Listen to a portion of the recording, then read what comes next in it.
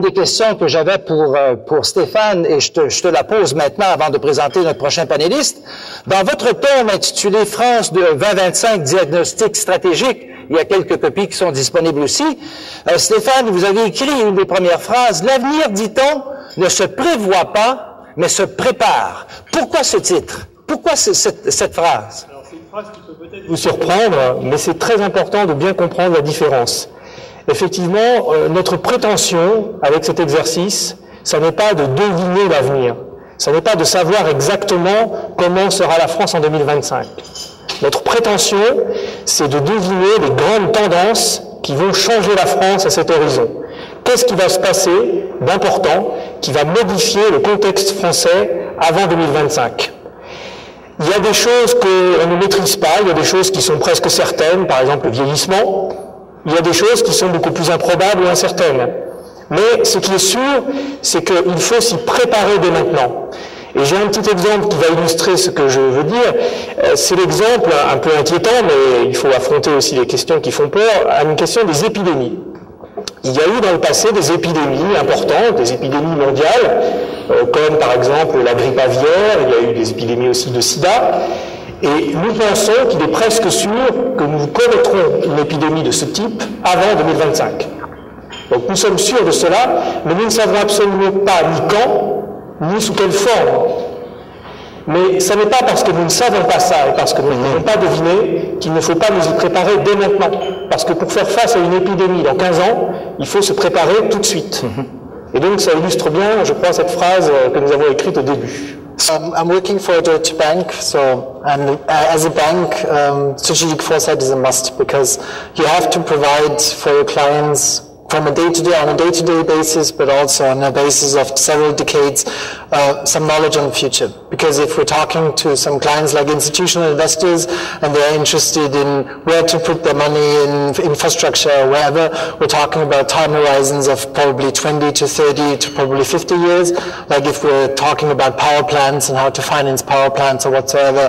But we're also talking about really day-to-day operations, because if we're talking about hedging, for car companies, because as you probably know, Germany is quite famous for the car industry, and we need hedging because, as you could probably see, the dollar is a big issue for us, because as the export champion and as the car industry really earning a lot of money in the US, it's not a very good message and not a very good piece of information that our decision makers in the car industry got when the dollar was getting so weak against the euro. So we have to keep that in mind, and as I said, strategic foresight is a must, and in that exercise, Germany is at a crossroads at the moment, because we have a demographic problem, that's it, we have a demographic challenge in the future, and we have climate change coming up. We are very well prepared in Germany because we have a lot of eco-technologies and a lot of very clean cars and a lot of clean technologies,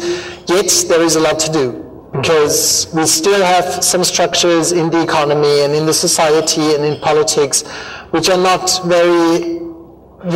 fueling dynamics, but which are more hampering dynamics.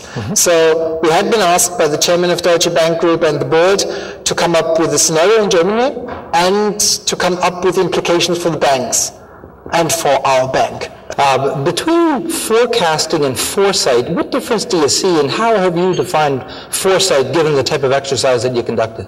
I mean, when I joined the unit, my unit 4 years ago, I came from a foresight background, and I worked with economists, and economists are only into forecasting.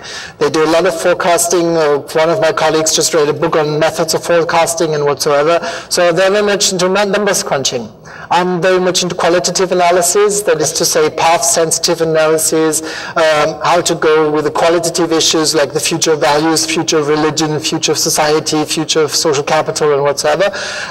So that was quite interesting, because we were literally every day also in that project having discussions on the methodological basis of how to use numbers, which numbers to use. And what I can tell you also for your prospective exercises, always try to identify numbers, always look into data, but don't get obsessed with the data. It's always beyond numbers.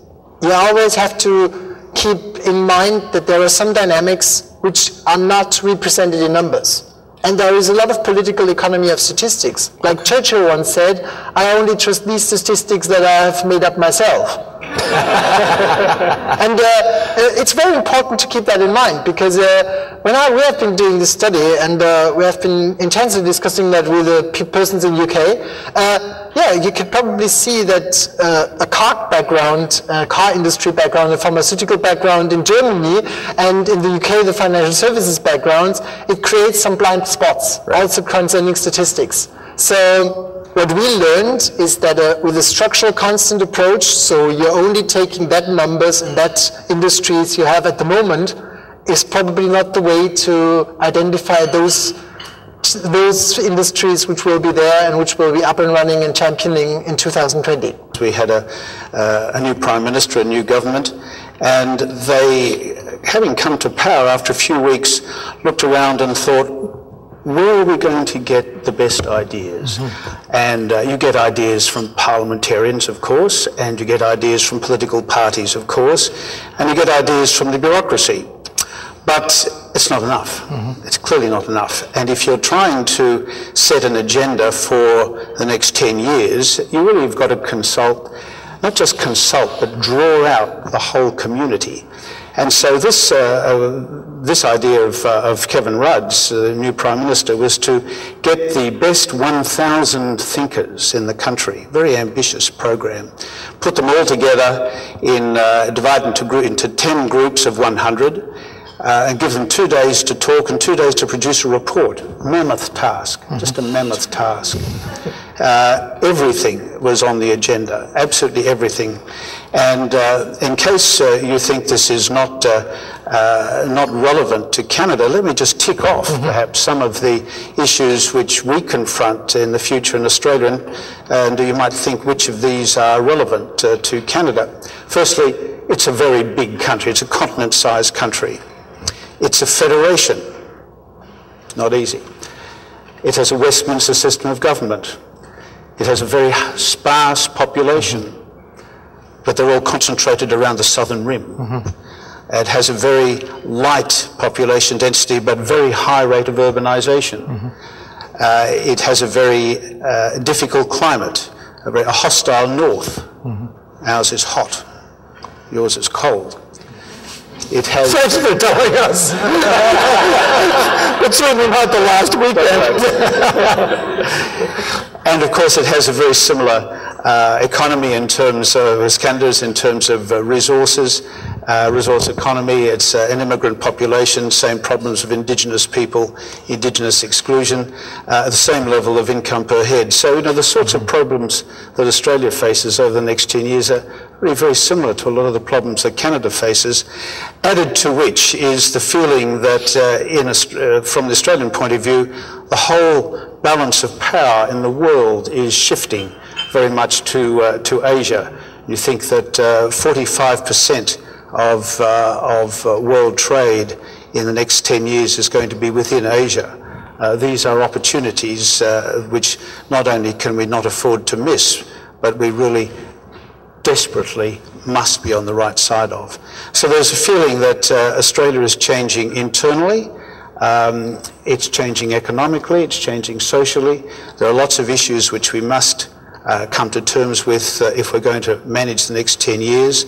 And it required getting the best brains in the country together to come up with lots of ideas. Later I can tell you about how some of those ideas were sought out and how they were handled, and particularly how it was done in one weekend, which is not necessarily something we'd boast about trying to do again.